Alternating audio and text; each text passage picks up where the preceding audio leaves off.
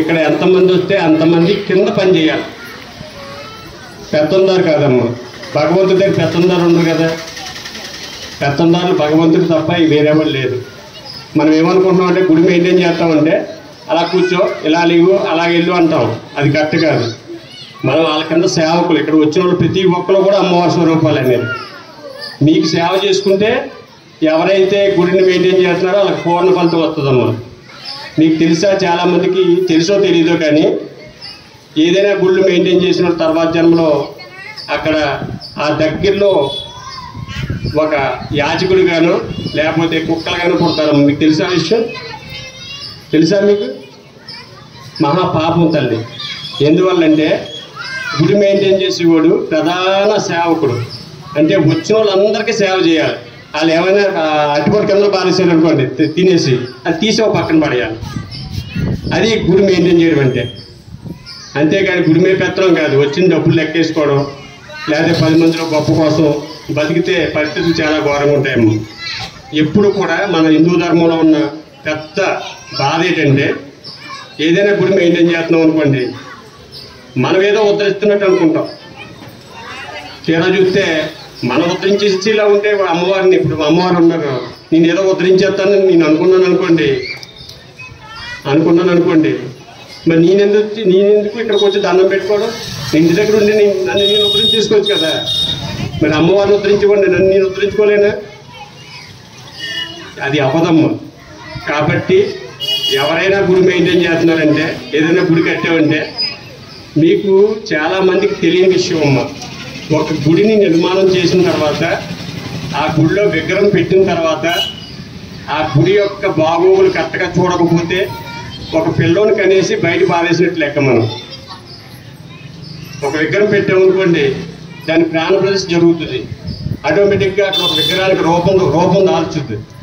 మనం ఏ విధమైన ప్రసాదం కానీ ఏ విధమైన కార్యక్రమాలు కానీ చెయ్యకపోతే ప్రస్తుతానికి బాగుండొచ్చమ్మా, తాత్కాలికంగా బాగానే ఉంటుంది. ఎందుకంటే మన పూర్వజన్మలో ఉన్న కర్మఫలమో పుణ్యఫలమో ఇదంతా కొంతకాలం నడిపిస్తుందమ్మా. ఆ తర్వాత ఏ బిడ్డనైతే మనం కనేసి రోడ్డు మీద పారేసామో ఆ బిడ్డ యొక్క ఉసురు తగులుతుంది మన కుటుంబానికి. కొన్ని చూడండి, అన్నీ ఉంటాయి, కోట్లు ఆస్తి ఉంటుంది, కానీ కావాల్సింది ఏమి ఉండదండి వాళ్ళ దగ్గర. వాళ్ళకి ఉపయోగపడేది ఒకటి కూడా ఉండదు. అందువల్ల ఏంటంటే గుళ్ళు కట్టేసి పొలవమని అవి మెయింటైన్ చేసేస్తాము. అది నా గుడి, ఇది నీ గుడి, ఇది నీ వాళ్ళ గుడి అని చెప్పడం కాదమ్మా. ఆ గుడికి ఎప్పుడు కూడా కార్యక్రమాలు నిత్యనూతనంగా జరిగేటట్టు మనం ప్రణాళికలు సిద్ధం చేసుకోవాలి. మనం ఇంతమంది ఉండి మన ముత్యాలమ్మ తల్లి ఉందమ్మా. ఇప్పుడు మన ముత్యాలమ్మ తల్లి మీ అందరికీ కన్న తల్లి. ఇంతమంది ఉండి ఆవిడ అనాథగా ఉండడం ఎంతవరకు సమంజసం చెప్పండి? ఎంతవరకు సమంజసం ఆలోచించండి ఒకసారి. మీ గుండెల మీద ప్రతి ఒక్కరు చేతి వేసుకోండి. అంటే పార్టీలు కాదు, కులాలు కాదు, అవన్నీ పక్కన పెట్టండి. ఇక్కడ ఏమొద్దు. భగవంతుడి దగ్గర వాళ్ళు వీరు వాళ్ళు వేరు అని మాత్రం అనుకోకండి. మనందరికీ తల్లి ఆవిడ. ఆ తల్లిని ఎంత బాగా చూసుకోవాలమ్మా మనం. ఆలోచించండి ఒకసారి. ఇంతమంది ఉన్నారు, కనీసం ఏంటంటే ఒక 500-600 మంది వచ్చారమ్మా. 100 టీంలు అవుతాయి, 5 చొప్పున ఎత్తే 100 టీంలు అవుతాయి. 100 టీంలు అయ్యాయి అనుకోండి, ఎన్ని నెలలు పడుతుందమ్మా? ఎన్ని సంవత్సరాలు పడుతుంది? 2 సంవత్సరాలు. మీరు ఒక వారం ఇక్కడ సేవ చేసుకుంటే 2 సంవత్సరాలు పోయిన తర్వాత మళ్ళీ మీకు సేవ వస్తుంది. వస్తుందా కదా అని ఒప్పుకుంటారు అందరూ.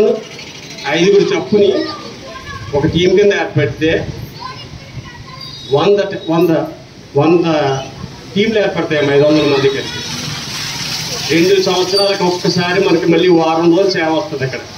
మరి ఈ గుడిని డెవలప్ చేసుకోవడం మన అందరి బాధ్యత కదమ్మా. అలా ప్రతి గుడి కూడా. ఈ గుడే కదమ్మా నేను చెప్తున్నది, ఈ గుడి గురించే కాదు, ఇంకా వేరు గుళ్ళు ఉండొచ్చు. అయితే ఈ 2 సంవత్సరాలు పడుతుంది కదమ్మా. ఆ తర్వాత మిగతా వారం అక్కడ ఇంకొక గుడి దగ్గర సేవ చేసుకుంటారు. అలా ఊరంతా ఒక 10 గుళ్ళు ఉన్నాయనుకోండి, ఒక 50 మంది, వారానికి 50 మంది చొప్పుని 4 వారాలకు ఒక్కో సేవ వస్తుంటుంది. 4 నెలలకి 4 నెలలకు ఒక సేవ వస్తే మీకు ఎంత ఆనందంగా ఉంటుందమ్మా. ప్రతి గుడి దగ్గర సేవ జరుగుతుంది, ప్రతి గుడి దగ్గర అందంగా ఉంటుంది, ప్రతి గుడి దగ్గర ఆనందంగా ఉంటుంది. వస్తే పండూరే రావాలి, వస్తే పండూరు గుడిని దర్శనం చేసుకోవాలనిపిస్తారు మీరు అందరూ కలిపి. అంటే నగద భక్తి మార్గాల్లో ధ్యానం అనేది అత్యుత్తమైంది. బాబు మాట్లాడక బాబు.